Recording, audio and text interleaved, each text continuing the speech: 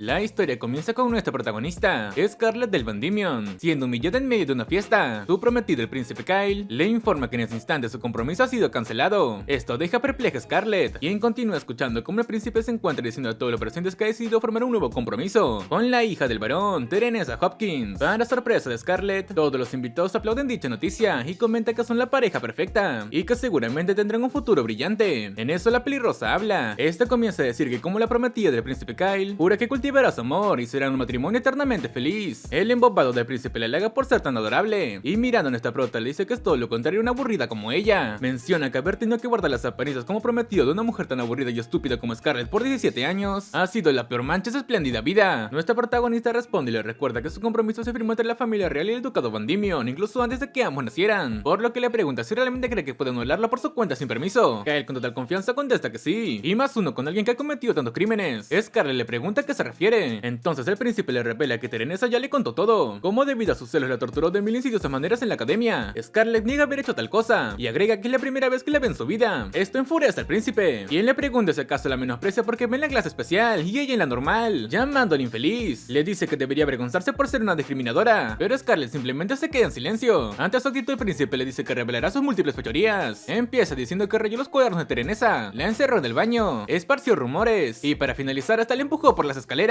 Todo esto genera que los invitados comiencen a murmurar, pero Scarlett se harta y acepta la disolución del compromiso. El príncipe, al ver su actitud no desafiante, le dice que es justo lo que esperaba de una pérfida como ella. Agrega que en las óperas y cuentos a las mujeres como ella las llaman villanas. Scarlett levanta la mirada y ve a Teresa decirle en voz baja que es una tonta. Nuestra prota, dándole el gusto de ser una villana, promete no contenerse más. Dirigiéndose al príncipe Kyle, le pregunta si podría pedirle una última cosa antes de irse. El príncipe se niega, alegando que es una criminal, pero la pelirrosa lo detiene y le pide que se lo permita, siendo que su amada se lo pidió. El príncipe le pide que diga rápido lo que quiere, y así Scarlett se acerca a ellos y preparando su puño le pregunta si permitiría partirle la cara a esa zorra inmunda. Estos dos quedan desconcertados, pero el príncipe le pregunta a qué se refiere. En ese instante Scarlett se alista y está a punto de darle de lleno a la pelirrosa, pero ahí Scarlett nos explica que la razón por la que ella tuvo un arrebato semejante se debía a que Teresa y ese príncipe idiota le enfurecieron. Menciona que para comprender mejor el nivel de su ira deberemos hacer un viaje al pasado. Nos cuenta que desde niña siempre le gustó golpear a la gente. Vemos a nuestra protagonista sentada con su hermano mayor, quien la regañaba por haber recurrido a la violencia y golpear al hijo de otra familia. Scarlett se excusa diciendo que no anda golpeando a cualquiera porque sí, ya que siempre tiene una razón. Sin embargo, su hermano no le cree y le hace saber que cuando la fue a buscar, vio cómo lo estaba disfrutando cubierta de sangre. Scarlett se hace la sorprendida, pero su hermano cercano a ella, viendo que no la hace recapacitar, le avisa que la siguiente semana era su debut en la sociedad, así que le aconseja que deje la violencia y se comporte como una dama. Scarlett promete hacerlo, así la vemos en la mencionada fiesta. Nuestra prota se encontraba sentada apartada de todos, pero ahí se le acerca el príncipe Kyle, quien con una actitud prepotente le dijo que desde ese día sería su ayudante. Esto molestó a Scarlett, pero no tuvo otra opción más que aceptar y hacer caso a todo lo que hacía. Recuerda cómo desde ese momento el infierno comenzó para ella. Siempre la molestaba, la hostigaba y cuando se fue a quejar con su padre, el duque Bandimion, este solo se disculpó y le dijo que debía aguantar, ya que era un compromiso con la familia real y no podían anularlo. Sin más remedio, nuestra prota tuvo que aguantar durante varios años. Cuando cumplió 15 entró a la Academia Real para Nobles, pero nuevamente se encontró con el príncipe Kyle, quien rodeado de sus perros falderos le avisó que su padre le dijo que le seguiría apoyando en la academia como su prometida, así que ahora le dijo que será su esclava. Scarlett menciona que para ese entonces ya había desarrollado nervios de acero, para no alterarse sin importar lo que le dice el príncipe. Durante las clases en la hora del almuerzo la prota se encontraba hablando con sus amigas, pero de la nada el príncipe irrumpe su salón, bastante furioso preguntando por qué no compró su almuerzo. Harto de su actitud tan fría la jaló hasta un lugar apartado. Allí le empezó a reclamar por creerse la gran cosa al sacar calificaciones altas, y que no entendía por qué ella entró a la clase especial y él no. Al oír todo esto Scarlett entendió su mal humor, pero de igual forma siguió sin hacer nada y solo se quedó viendo. En ese el príncipe le dice que esa actitud suya no durará para siempre. Saca una daga de su bolsillo y le afirma que le cortará ese cabello plateado suyo como recuerdo. Scarlett intenta hacerle entrar en razón, diciendo que si continúa se verá obligada a decírselo a su padre y de ese modo cancelarán el compromiso. El príncipe Kyle se ríe y le menciona que el duque Bandimion era más que un perro para su padre, así que mientras él no acepte el compromiso no se cancelará y vivirá toda su vida como su esclava. La prota, viendo que no hay otra alternativa, se prepara para molerla a golpes. No obstante, en ese momento la voz de una persona les pide que se vayan a otro lado si van a seguir peleando y lo dejen dormir en paz. Ambos buscan a la persona por todos lados y al ver encima de un árbol encuentran a un rubio sentado. La prota lo reconoce como el primer príncipe, Su Alteza Julius von Palistán. Bajando del árbol le dice a Kyle que la razón por la que lo degradaron en la clase normal es por hacer tantas ridiculeces como ahora. Kyle le grita que se calle y lo deje de menospreciar. Julius agrega que cuando le dicen la verdad se pone a gritar, razón por la que lo considera un tonto. Acercándose a Scarlett le pregunta si es la hija del duque Bandimion, pues de ser así se disculpa por los problemas que su hermano le haya causado. Scarlett, escondiendo sus puños, le dice que no es nada y que siempre hace lo mismo. Al escuchar este último, Julius voltea a ver a su hermano y le menciona que si bien había escuchado que le gustaba gastar bromas infantiles a su prometida, ella no pensó que la amenazara a diario con una daga. Molesto le exige una explicación a su hermano y asegura que dependiendo de su respuesta tal vez lo castigue. Kyle niega haber hecho algo malo y asegura que toda la culpa es de ella por no respetarlo aunque es su prometida. En eso llama a Sigurd, su ayudante, y le ordena sacar a Julius del lugar, pero este se opone, argumentando que Julius también posee sangre real, por lo que no puede desafiarlo. Sin otra opción, Kyle se rinde y lleno de ira mientras se va le dice a Scarlett que se las pagará. Estando sola, la prota le agradece a Julius por salvarla. Sin embargo, el rubio no considera que sea cierto y se lo hace saber diciendo que se pregunta cuál de los dos se salvó en realidad.